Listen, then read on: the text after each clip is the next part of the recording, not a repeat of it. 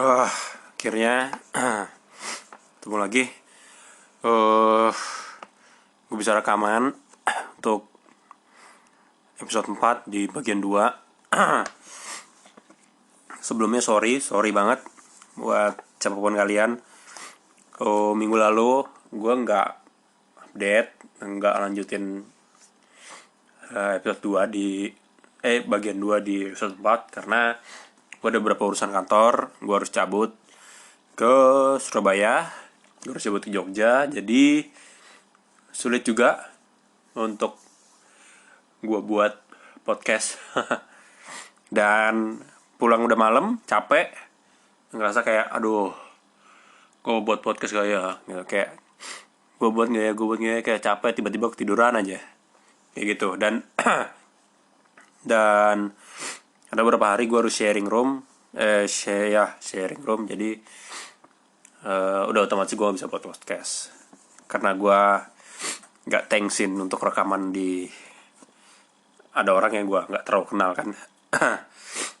Ya jadi gue minta maaf, minggu kemarin gue nggak update dan gue pastikan bahwa tidak akan terjadi lagi. Oke, balik ke episode 4 ini. Episode 4 ini gue bercerita di bagian 1 tentang perjalanan gue naik sama teman-teman gue di Gunung Merbabu. Bagian kedua, lanjut ke ceritanya itu sesuai dugaan gue di awal tuh waktu gue naik. Soalnya kan salah satu kuncen pernah bilang kan pas gue tanya, terus dia bilang biasa aja emang cuaca kayak gini gitu. Cuman bagi gue sama kawan-kawan gue yang pendatang kan nggak biasa gitu. Nah, emang di awal hujan turun tuh masih biasa. Maksudnya belum deras banget lah. Cuman setelah kurang lebih setengah jam lah hujan rintik itu turun. Tiba-tiba hujan deras banget. Dan gue nggak bohong, asli gue sama kawan-kawan gue tuh jalan terus bukan jalan, kayak agak lari gitu, terus langsung ngeluarin jas hujan. Cuma apesnya adalah ya, gue bilang kan si Betty itu jalan tanpa bawa carrier ya di episode sebelumnya, karena dia juga udah kayaknya nggak kuat bawa beban gitu, kayak capek, terus rasa kayak beban hidupnya berat. Beban tasnya, nah kan tasnya gue bawa. Nah, tasnya itu, maksudnya carry itu termasuk ada jas hujan di dalamnya, jas hujan si Betty. Nah, gue langsung keinget tuh, dan jujur pada saat itu gue langsung mikir, ini anak nanti pakai apa? Gue langsung lari walau hujan deras. Lari aja gunung, gimana sih kayak lari gunung kayak gak ngaruh-ngaruh banget ya. Jujur gue bukan sok jadi pahlawan pada saat itu, bukan. Yang ada di pikiran gue adalah si Betty udah kayak gitu, maksudnya kondisi fisik udah kayak mulai agak nyerah, udah kayak capek ya, udah ngomong capek banget, terus nggak kuat, ditambah kalau udah kehujanan dan sakit makin susah lah kan. Gue sama kawan-kawan gue yang ada dia harus dibawa turun dan takut kenapa-napa juga intinya. Nah, berapa kali gue jatuh, asli gue kepleset. Gimana ya, lari di gunung itu gue ya mungkin ada orang yang mungkin benar-benar bisa, tapi gue tidak ahli dalam hal itu sebenarnya. Ya udah, akhirnya gue beberapa kali kepleset dan gimana ya, kalau gue bilang kepleset kayak nggak keren gitu ya, kayak nggak kegatro keren gitu lah. Gue jatuh, abis itu gue lari itu dan gue lihat si Nita sama si Betty, mereka kayak neduh di rimbunan pohon yang gede gitu sama kawan gue yang lain kan. Nah, akhirnya kan kesusul tuh. Nah, abis itu gue lihat mereka ternyata nggak pakai jas hujan, mereka bawa masing-masing gitu kan. Jadi mereka cuman ngeluarin satu jas hujan, maksudnya nggak dipakai gitu, satu jas hujan terus buat nutupin kepalanya gitu doang, buat nutupin kepala mereka itu doang kan. Ya udah, mereka mikir akhirnya ya udah mereka neduh aja dulu sambil nutup kepala mereka kan. Gue lupa berapa lama, cuman neduh dan nunggu bukan jalan keluar pada saat itu ya. Akhirnya gue nunggu juga pas sudah ketemu sama mereka. Malah aslinya gue takut tuh pas itu, gue takut petir kan kalau pas di bawah pohon dan akhirnya tiba-tiba petir gede, takut kan juga kan. Ya udah akhirnya kita mutusin jalan. Kita mutusin jalan tuh pakai jas hujan masing-masing. Terus ya udah bener jalan. Nah, sembari gue sama yang lain pakai jas hujan, beberapa kawan gue yang gue tinggal pas gue lari itu, pas gue lari ngejar Betty, dan rombongan akhirnya datang. Mereka udah pakai jas hujan tuh, mereka udah pakai jas hujan. Habis itu kita kasih tahu ke mereka kalau pada mau lanjut. Habis itu siap-siap nih, mastiin semua perabot kepake. Semua perabot pakai kayak kupluk, jas hujan semuanya, sepatu ya, becek-becek pastilah. Terus selanjutnya jalan gue sama teman-teman gue. Sekitar 1 jam itu diem, jarang ada yang ngomong karena ngomong juga susah kan. Dan untungnya jalur gak terlalu susah sampai 1 jam itu tapi kedamaian tuh nggak berlangsung lama kawan. Sampai beberapa nanjak beberapa tanjakan, terus notabene tanah semua kan beberapa kawan gue dan gue pastinya mengalami kesulitan tuh. Kejadian kayak spontan uhuy. Itu udah dimulai tuh, kayak gue inget banget ada kawan gue yang kepleset kencang banget ke tanah. Terus awalnya gue sama kawan-kawan gue takut dia luka kan, taunya kepalanya nyemplung kayak ke kubangan gitu, nggak terlalu gede kayak kubangan biasa gitu. Mukanya debel banget gitu, coklat gitu ke tanahnya semua. Dan gue sama kawan-kawan gue pada situ ketawa banget, semua benar-benar ketawa.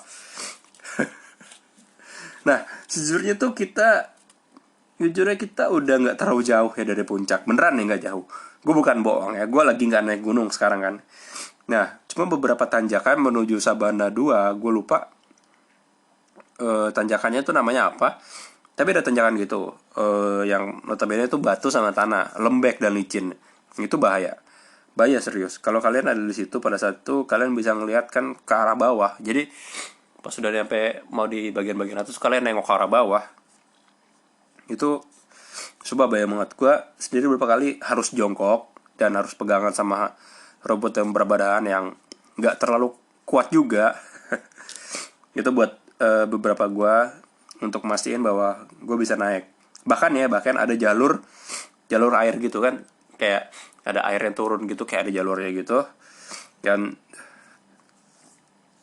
kalau tiba-tiba kalau misalnya nginjak jalur itu, kemungkinan besar kepleset tuh ya bisa jadi gitu, bener-bener bisa kepleset.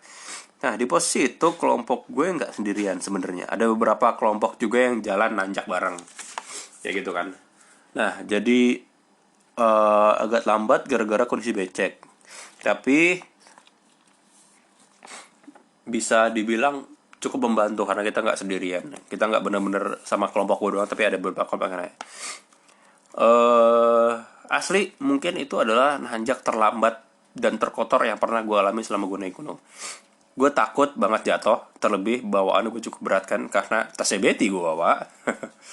Tapi walaupun bahaya, kayak gue bilang tadi, banyak banget kejadian yang kocak. Kayak teman gue yang tadi mukanya nyemplung ke kubangan tanah, ada kawan gue yang sepatunya copot gara-gara kepleset. Terus ingat kawan gue tuh Nita jalan duluan. Ada satu titik dia pas di depan gue, itu jarak kita kira 3 atau 4 langkah lah. Nah, terus dia kepleset. Ya itu dia kepleset ke arah gue. Terus keplesetnya tuh kayak slow motion gitu tuh, kayak slow motion gitu kan. Tau gak terus slow motion gitu. Terus pas dia kepleset itu, gue kan pegangan, terus gue pegang dia juga, terus kepleset ke bawah. Dan jas hujannya agak sedikit keangkat dan bajunya kotor gitu pas dia jatuh langsung ke tanahnya becek kan. Coba tuh kasih kocak banget. Bahaya, cuman kocak. Banyak banget gue sama kawan gue tawa-tawa kan. Setelah gue sama kawan-kawan gue ngelewatin tanjakan itu, dan banyak yang badannya kotor pastinya, hujan pun udah mulai berhenti tuh. Dan akhirnya kita sampai di tempat ngecampnya. Tapi gini, sebenarnya itu bukan tempat ngecamp, bukan tempat ngecamp yang banyak itu, bukan. Tapi ada beberapa di mana gue lihat ada orang ngecamp gitu kan, ada daratan yang cukup enak lah buat ngecamp gitu kan. Terus kita rundingan gimana enaknya, dan akhirnya kita mutusin buat jalan beberapa langkah lagi buat cari spot bagus buat ngecamp. Sembari jalan, gue ingat akhirnya kita nemu tempat yang cukup bagus ya. di bawahnya tuh tanahnya tuh nggak terlalu muncul-muncul gitu, nggak terlalu banyak berbatu, dan bagus lah intinya datar. Nah hujan pun udah berhenti tuh, emang tanahnya masih basah gitu kan, tapi udahlah, kita akhirnya mutusin buat nenda di situ. Alasan utama buat nenda sebenarnya karena emang udah pada capek, termasuk gue pribadi, emang gue capek, dan beberapa baju udah kotor kan, nggak nyaman gitu lah pokoknya dipakai. Persediaannya juga nggak banyak, jadi kotak-kotak kalau misalnya ntar nyampe puncak terus harus minum segala macam, ya udahlah. Cuma akhirnya kita tetap pakai air itu buat bersihin beberapa bagian badan, muka, dan beberapa yang benar-benar kena tanah gitu. Karena kalau nggak dibersihin kan tenda kotor ya. Nah, hal pertama yang gue ngelakuin adalah bersihin itu. Terus pas sampai di tenda, pas sudah mulai bersih, gue buka sepatu dan gue lihat kaki gue itu udah kayak mumi yang dibungkus kain terus diungkep. Tahu nggak diungkep? Kayak di sauna gitu, cuma dingin.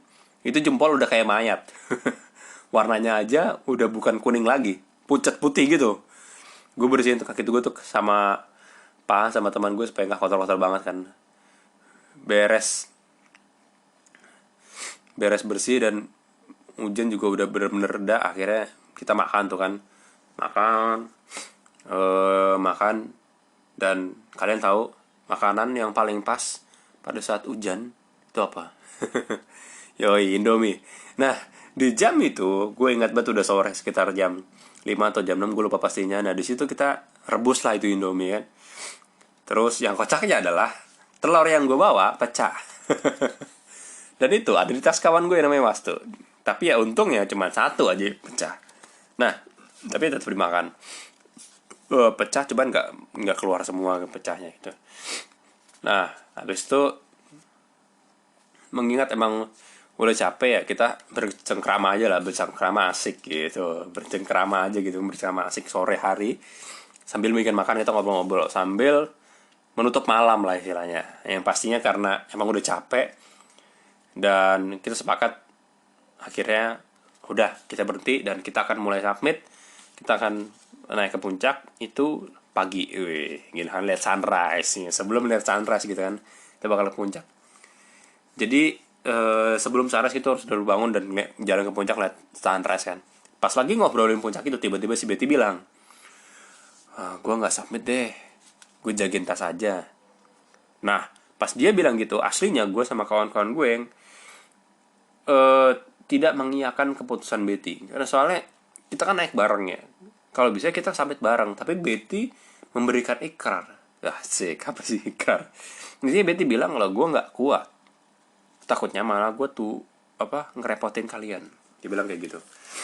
Tapi balik lagi, tetap gue sama kawan-kawan gue nggak mungkin ninggalin Betty sendirian. Nah, terus gimana gitu? Awalnya kita sambil ngobrol, pas lagi ngobrol, tiba-tiba ada orang 2 cowok cewek datang ke tenda gue sama teman gue. Mereka ngomong mereka minta minyak goreng, gitu kan. Ini udah malam kan, tadi kayak gue bilang udah agak malam. Nah, katanya minyak goreng mereka bocor. Nah, kayak gitu. Mereka mau masak tapi nggak ada minyak goreng. Tapi udahlah, karena gue juga ada minyak goreng sama teman-teman gue, ya udah gue kasih. Dan pas mereka cabut dari tempat gue minyak goreng, tanpa gue sadari sama teman-teman gue, ternyata di sekeliling tenda gue udah ada beberapa kelompok yang nenda juga ya. Kalau gue nggak salah hitung ada sekitar 6 tenda, sama tenda kelompok gue jadi 8. Tenda-tenda kan tenda-tenda yang kelompok gue tuh kan ada 2, satu cewek satu cowok. Nah, terus abis itu dibawa tuh minyak goreng sama mereka. Terus kita lanjut ngobrol. Nah, si Wastu bilang gini, mereka tadi yang minyak goreng muncak gak ya? Mereka yang dimaksud tuh ada yang minta minyak goreng tadi kan. Dan tiba-tiba si Betty bilang, nah iya, kalau mereka ada yang gak muncak, gue sama mereka aja, jadi gak sendiri, kalian bisa muncak. Nah, dari situ awalnya memang gue sama kawan gue ngerasa kayak bisa lega, soalnya kan bisa muncak dan gak ada beban juga. Cuman tetap karena pemikiran di gunung tuh kalian harus memikirkan kelompok. kalau kalian mikirkan cuma diri kalian sendiri, kalian akan sulit. Di situ gue sama teman-teman gue masih kayak gimana ya, berapa kali Betty sendiri yang bilang dia nggak apa-apa. Aslinya tetap gue sama kawan-kawan gue pengennya kita naik bareng dan turun bareng gimana pun keadaannya. Cuman ya gue nggak bisa maksain Betty juga buat tetap naik dan kondisi dia malah bahaya kalau dia naik dan segala macam. Dia juga udah bilang segala macam. Ya udah akhirnya ngobrol dan 2 orang tadi yang minta minyak goreng itu datang lagi ngebalikin sisa minyak gorengnya. Akhirnya tanyalah si Wasu sama si mereka.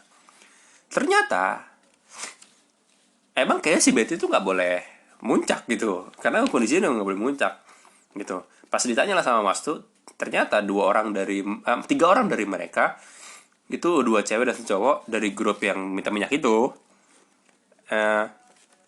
mereka nggak muncak dan akhirnya itu kita minta bantuan juga lah sama mereka buat temenin Betty yang nggak muncak. Well, walaupun tetap berat dan walaupun mereka udah setuju, walaupun mereka kayak oh iya nggak apa-apa kita nggak muncak juga gitu, nggak apa-apa, tapi Betty tetap bersikeras gitu. Ya udah bilang nggak apa-apa, oke, it's okay, gue nggak apa-apa kok. Akhirnya ya udah sepakat, selain Betty nggak nanjak. Malam itu pun gue tutup secangkir coffee mix hangat, asik. Udah selesai ngomongin soal Betty dan akhirnya kita mau muncak dan segala macam, kita beristirahat.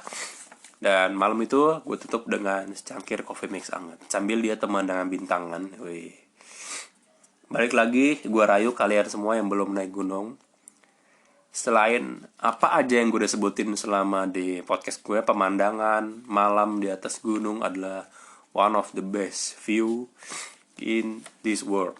Ya, gue bilang terlebih banyak lagi bintang yang jelas banget kelihatan. Beda lah kalau kalian lihat bintang dari atap rumah kalian atau genteng dari rumah kalian. Beda banget. Kalian bisa lihat bintang dengan jelas. Dan apalagi kalau kalian tinggal di kota itu akan sangat sulit. Pokoknya indah banget lah lihat bintang. Malam itu habis gue nikmatin bintang dan temenin sangkir kopi dan gue kira gue tidur. Well, pagi hari gue bangun jelas karena alarm gue. Gue taruh di dalam sleeping bag. Cobain serius. Cobain taruh HP ditaruh dalam sleeping bag, terus pasang alarm getarnya 7 skala Richter. Geli-geli gimana gitu. Semua otomatis bangun, serius otomatis bangun. Gue bangun dan kawan gue juga udah ada yang bangun. Keluar tenda malah. Gue pakai kaos kaki. Gue pakai kaos dan kaos kaki maksud gue. Terus gue keluar dan pas gue keluar anjir, dingin banget coy, sumpah dingin. Gue spontan masuk lagi ke tenda, terus gue selimutan lagi pakai selimut sleeping bag gue kan. Udah tuh, gue enak banget dingin. Cuman gue nggak bisa menikmati kenikmatan itu lama, soalnya yang lain udah pada di luar kan, udah mau jalan. Nih akhirnya gue pakai 2 kaos baju, gue double sama 2 jaket juga. Udah kocak lah gitu, gue kayak gendut banget gitu lah. Terus gimana orang dingin gitu kan. Nah gue ingat banget sekitar jam 4:30 pagi, gue sama teman gue akhirnya jalan ke puncak. Pastinya beberapa orang yang camp juga naik ke puncak. Kita naik bareng tuh, beberapa kelompok juga. Si Betty dibangunin, dia pindah ke dia sama teman gue disuruh pindah ke tendanya yang nggak naik juga, karena mereka itu pastinya sama yang cewek-cewek gitu kan. Nah supaya dia nggak sendirian juga, gue sama kawan-kawan gue mulai naik. Gue pakai senter biasa yang gue pegang di tangan. Terus teman gue ada yang pakai headlight, ada juga yang pakai senter gede gitu. Terus ya udah jalan di pagi hari. Pastinya bahaya juga sebenarnya sama kawan-kawan gue. Itu gue jaga jarak supaya nggak ada yang kepleset atau apa-apa, supaya aman-aman aja jalan kan. Ya udah tuh, nggak banyak obrolan terjadi dan untungnya nggak ada juga yang kepleset atau mengalami kejadian yang tidak menyenangkan. Semua aman sampai puncak. Yoi. Gue inget sekitar 1 jam gue nyampe puncak sama teman gue, sekitar jam 5:30 itu masih gelap. Dan gue liat di ujung banget itu matahari tuh belum terlalu kelihatan gitu kan. Dan pas udah sampai terus gue duduk dan jeng masuk lah langsung tuh kan. Ya, akhirnya sampailah ke puncak Merbabu dan si matahari mulai nongol, ya kan. Gue sama kawan-kawan gue ke puncak Genteng Songo. Kan di Merbabu ada 2 puncak ya. Ya, puncak Genteng Songo sama apa tadi? Oh, bentar. Harus searching dulu searching. Eh, oh, puncak Syarif. Itu nggak jauh beda, nggak jauh lokasinya. Ya, 2 puncak itu. Cuman puncak Syarif agak ke belakang. Nggak jauh, serius nggak jauh. Seperti pada puncak biasa-biasanya, gue mulai duduk dan menikmati matahari dari nongolnya dikit sampai full. Beda, serius beda sama puncak-puncak gue di awal pertama kali gue di gunung. Di Merbabu ini gue menikmati matahari dari nongol dikit sampai full, sama gue nggak foto-foto. Maksudnya gue nggak foto-foto, artinya gue nggak foto tuh pas waktu lagi puncak matahari nongol itu gue gak foto. Gue foto setelah matahari bulat. Gue foto setelah matahari bulat. Nah, sebelumnya kan gue excited banget tuh, kayak sunrise foto segala macamnya. Itu gue menikmati, bener-bener gue menikmati tuh panasnya matahari pelan-pelan sampai bulat. Itu enak banget, serius enak banget. Walau tetap angin kencang dan dingin, tapi terpaan kayak terpaan si sinar matahari itu kayak enak banget, panasnya pelan-pelan masuk ke badan gue. Mungkin feelnya beda serius. Mungkin feelnya beda, cuman rasanya tuh kayak gini nih. Kalau kalian mau rasain gimana kayak enaknya diterpa matahari di gunung, kayak kalian habis pulang dari manapun ada itu, kalian pulang terus kalian hujanan naik motor nggak pakai sarung tangan, sampai di rumah tangan kalian kan dingin banget tuh, bahkan mungkin udah berkerut gitu. Nah, basuh tangan kalian itu, abis itu langsung menuju rice cooker yang ada nasinya lagi diangetin. Nah, terus buka rice cooker, tiba-tiba kalian taruh tangan kalian yang lagi dingin itu di atas rice cooker yang ada uap-uapnya gitu. Kayak gitu.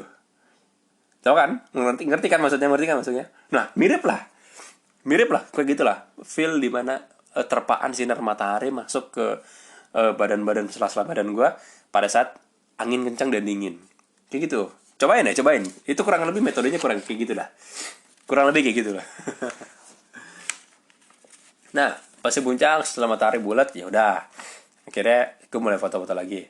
2 hal dari puncak Merbabu dan puncak Merbabu ke Genteng Songo yang gue nggak akan lupa. Pertama, gue bisa ngelihat puncak Merapi dengan jelas. Waktu itu masih beberapa asap nyembur, walaupun mungkin nggak terlalu gede-gede banget. Kejadian Merapi meletus kan tahun 2010. Nah, dan gue dari jauh tuh masih bisa ngelihat kayak kawah Merapi dalam radius yang memang cukup jauh sih, puncak Merapi sama puncak Merbabu. Tapi gue bisa lihat tuh kayak masih ada merah-merahnya gitu. Dalam hati gue, untung kita naik ke Merbabu bukan Merapi. Teman-teman gue mulai ngajakin gue foto dan segala macam, dan inilah yang nggak bisa gue lupain yang kedua, yaitu teman gue yang namanya Agus. Dia kan bawa kamera ya, gue nggak tahu sebutannya apa, tapi kamera yang biasa gitu, kamera. Nah, dia bawa kamera, dan jelas lah dengan dia bawa kamera, dia yang lebih sering foto-foto kita. Itu sering dia foto segala macam. Kadang gantian juga, dia yang difoto, kita yang foto segala macam.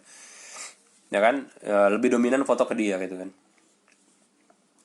Dan yang ngeselinnya adalah setelah di puncak dan setelah semua selesai dan kita turun, si Agus ini live dari grup BBM, dan dia nggak sadar, entah dia sadar atau dia nggak sadar, kalau dia tuh belum share foto-fotonya. Gue cuma ada beberapa foto yang gue foto pakai HP gue sendiri. Itu ngeselin. Sampai sekarang gue udah nggak pernah lagi ketemu si Agus, si kampret emang. Ya udah, akhirnya gue cuma ada beberapa dokumentasi dari handphone gue doang. Ya udah kan. Dan selesai, gue sama teman-teman gue nikmatin sunrise, dan matahari pun udah mulai mengangkat tangan. Panas tuh, udah mulai panas banget.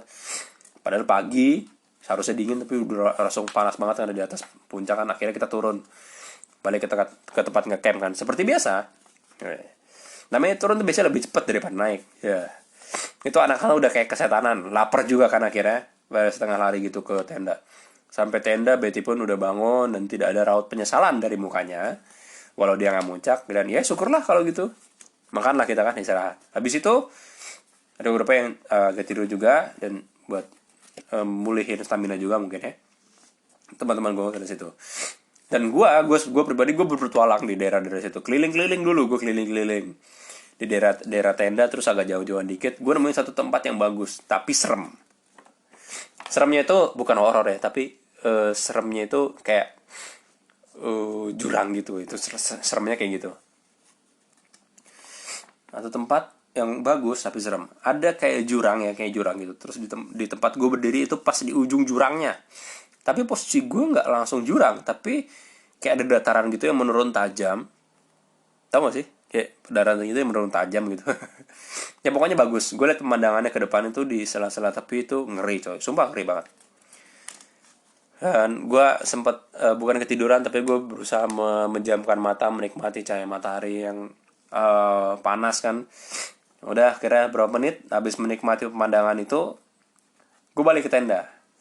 Terus pas gue balik, gue dimaki-maki sama temen gue. Lah, gue balik, gue nggak ngapa-ngapain, salah gue apa anjir? Dan gue sadar kalau tenda itu udah nggak ada. Dua-dua tenda itu udah nggak ada. Ternyata kawan-kawan gue packing pas gue jalan-jalan, men. Lah gue kan nggak tahu, lu nggak WA, gue bilang gitu. Terus kawan gue bilang gini, sabun colek, lu kata ada sinyal di sini, tahe lu. Enak banget gue kan. Terus gue ya udah sambil bercandaan gue minta maaf karena gue nggak ikut packing, dan hukumannya adalah si Betty again nggak bawa tasnya lagi, gue lagi yang bawa. Karena pas gue karena kawan gue si Wastu sok-sokan melindungi Betty gitu kan. Udah Betty jangan bawa, lu aja yang bawa. Ya udah mau gimana lagi, masa gue protes kan, gue udah nggak bantu packing. Gue angkat dari tas kan, ransel sama tasnya Betty. Akhirnya kita turun tuh. Nah, pas turun nih, gue pula yang bawa sampah, kan ngehe. Kesel gue sumpah. Cuma gue bisa protes apa, gue bawalah tuh sampah. Pas turun, gue orang terakhir. Nggak ada yang mau nungguin. Nggak lah, bercanda. Kita turun bener-bener bareng, semua aman. Dan balik lagi turun lebih cepat daripada naik ya, kayak biasa. Banyak hal yang terjadi pas turun. Nggak banyak hal yang terjadi pas turun, maksud gue. Gue sama teman gue ngabisin waktu 5 jam kurang lebih sampai di base camp pendakian. Dan gue nggak pandang bulu, gue langsung buka tas, ambil alat mandi. Pas sampai di base camp langsung buka tas, ambil alat mandi. Mandi tuh gue langsung mandi. Udah langsung mandi, bodo amat lah, gue capek, gue kotor, gue pengen mandi, gue pengen bersihin. Dan guyuran pertama gue langsung anjir dingin banget, sumpah. Tapi bodo amat lah, gue kotor, gue pengen mandi daripada sibuk, gue ngasut tiduran. Terus gue baru mau merem nih, habis mandi gue udah nggak lagi mau ngasuh, baru mau merem nih. Terus bangunin teman-teman gue, terus buat rapi-rapi. Ya udahlah, gue rapi-rapi tas habis itu kan, semua kawan-kawan gue. Terus beres mandi, kita makan, terus rehat dulu sebentar sebelum akhirnya kita nyarter angkot. Bukan nyarter angkot yang udah kita charter sebenarnya datang tuh. Gue sama teman gue naik sampai ke stasiun kereta yang mau gue tuju kan. Nah, di angkot gue nggak tahu apa-apa. Gue nggak perlu ceritain lagi kejadian apa yang dia ada di angkot, karena gue pun nggak tahu sebenarnya yang terjadi di angkot. Karena apa? Karena gue puyeng. Yang gue tahu adalah gue sampai di stasiun. Udah, itu doang yang gue tahu. Itu yang gue tahu. Sampai stasiun dan akhirnya cabut balik lagi ke Jakarta. Gitu. Naik Gunung Merbabu ngebuat gue sadar kalau kalian naik gunung, atau kalau gue naik gunung tanpa persiapan atau alat-alat yang memadai yang bisa mendukung naik, bisa-bisa gue gagal. Gimana kalau gue sama kawan-kawan gue ngasal, nggak bawa jas hujan, gitu kan? Selesai itu semua. Bisa-bisa kuyup, bawaan, bisa kena hipo, kehujanan, bisa masuk angin. Tapi tetap, ya namanya nanjak itu selalu ngebuat cerita buat gue. Sama siapapun gue nanjak. Oke. Begitu. Nah, mengingat gue lalai minggu kemarin, gue nggak mau terima alasan gue sendiri. Gue nggak mau terima alasan dari diri gue sendiri. Minggu lalu gue nge-upload, maka minggu ini gue akan upload 2 episode. Ya, ini hari Senin gue akan upload malam ini. Dan episode berikutnya gue akan upload sekitar hari Kamis atau Jumat lah. Yang jelas gue minta maaf sama kalian, gue ngilang 1 minggu gitu ya. Oke, pokoknya gitulah. Sip, thank you, dengerin terus podcast Cerita di Gunung, dan sampai ketemu di episode berikutnya. Ciao.